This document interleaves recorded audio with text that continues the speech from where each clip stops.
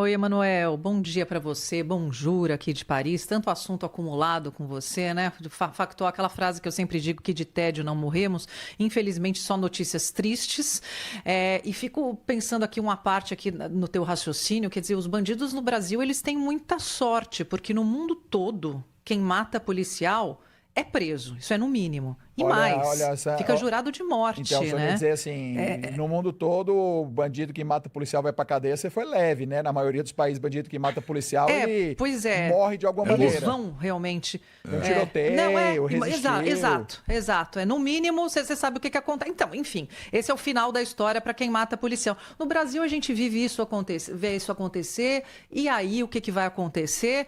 Essa coisa jurídica também, o doutor Nico fez um desabafo com esse negócio de enxugar gelo, que é realmente a sensação que hoje quem é polícia no Brasil. Aliás, eu não sei quem é que tem coragem de se alistar para trabalhar na polícia hoje em dia. Eu, graças a Deus, não tenho filhos, nem parentes, nem nada que trabalhem com polícia, porque eu acho que assim que eu não ia conseguir dormir, de verdade. Eu acho que eu falei isso com o Dr. Lincoln Gakia, é um trabalho heróico que a gente precisa, mas não valorizam essas pessoas no nosso país. E aí, aproveitando, Emanuel, eu queria te falar sobre maioridade penal. A gente teve um gancho muito importante no mundo que reacendeu o debate, que foi a questão da Suécia, que está diminuindo de 15 anos para 13. E a gente sabe que o crime organizado no Brasil, ele usa muitos menores de idade, né? E que esse assunto está parado no Congresso. Enfim, debatendo aí com você, desabafando aí todas essas coisas. Teu pensamento, Emanuel? Sônia, em primeiro lugar, quando você vier no Brasil, você já está convidada, vou te levar numa formatura da polícia, uma solenidade da polícia Eu no vou. Barro Branco, tá? E aí, quando você for lá no Barro Branco e você vê o entusiasmo dos policiais e das policiais, você vai Que bom. entender porque tem tanta gente que ainda quer fazer isso. E aí você vai ver o espírito dessas pessoas. E muitas vezes você chega na polícia na formatura do Barro Branco, aquele está acabando de completar o curso de formação, o pai dele era polícia, o avô dele era polícia, então isso vem às vezes, muitas vezes de geração, e tem muita gente que vem também do senso de indignação, do que vê acontecer na sua comunidade e quer resolver aquilo.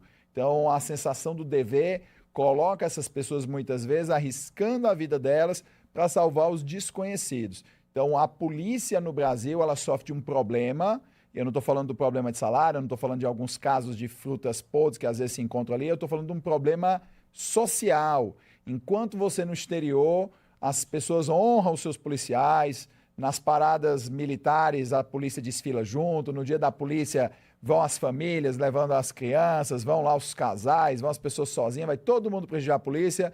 No Brasil, em 90% dos lugares, se você fizer isso, vai ter gente querendo jogar tomate na polícia, xingar a polícia, dizer que a polícia é assassina e o que for, em vez de prestigiar quem garante a paz social. Então, a polícia, ela merece o nosso respeito e as pessoas, elas menosprezam o efeito do respeito na moral dos outros. Você muitas vezes larga um emprego que te paga até razoavelmente bem para suas qualificações, porque você não aguenta a forma que você é tratado. Você imagina a polícia que está todo dia arriscando o pescoço para levar tiro de traficante, ficar ouvindo muitas vezes de um filhinho de papai emaconhado que mora no bairro rico de São Paulo, que a polícia não presta e que ela devia ser abolida. Então, o psicológico de um cara desse é praticamente uma fortaleza de pedra para tolerar esse tipo de coisa. Então, meus parabéns não apenas à Polícia Militar de São Paulo, à Polícia Civil de São Paulo, mas do Brasil todo, inclusive também Polícia Federal, Polícia Rodoviária Federal, por vocês garantirem o mínimo de paz social que a gente ainda tem no Brasil, mesmo com a justiça liberando todo dia vagabundo. Sobre a menoridade, a gente tem alguns problemas que é o seguinte, nos Estados Unidos, em vários estados americanos, eles adotam a teoria de que se o menor tem entendimento, eles analisam o menor individualmente, a partir de uma certa idade, em alguns estados 10 anos, 12 anos, varia, mas se o menor tiver perfeito entendimento do que ele está fazendo, porque a gente precisa entender que as pessoas têm momentos diferentes de maturidade na vida, aquele menor responderá como se maior fosse. Então, no Brasil, nós temos uma espécie de cobertor, que é a maioridade de 18 anos, para fins criminais, e esse cobertor geral, ele não permite as exceções. Então, às vezes, o cara lá com 17 anos, 11 meses, 29 dias, ele vai e mata várias pessoas, ele vai lá para a antiga FEBEM, né, aqui em São Paulo agora Fundação Casa, e ele vai ter um período de tempo que é a sua internação para ressocialização. É óbvio que, justamente o que eu disse, os problemas legais têm consequências, os criminosos vão usar menores. Se eles vão usar menores, muitas vezes eles vão corromper esses menores, e quanto mais jovem, melhor, porque quanto mais jovem, mais tempo ele vai poder atuar no crime sem punição. Então, a gente precisa mudar a legislação, mudar a Constituição, para adotar um sistema que reconheça as diferentes maturidades das pessoas e, ao mesmo tempo, para que o criminoso que se vale do menor tenha integralmente a pena que o menor teria se fosse maior. Então, por exemplo, se você dá uma arma para o menor cometer um crime, porque ele vai sair 2, 3 anos lá da ressocialização, e ele mata a vítima combinada, você que deu a arma a gente deveria mudar a legislação para ele responder como se assassino fosse.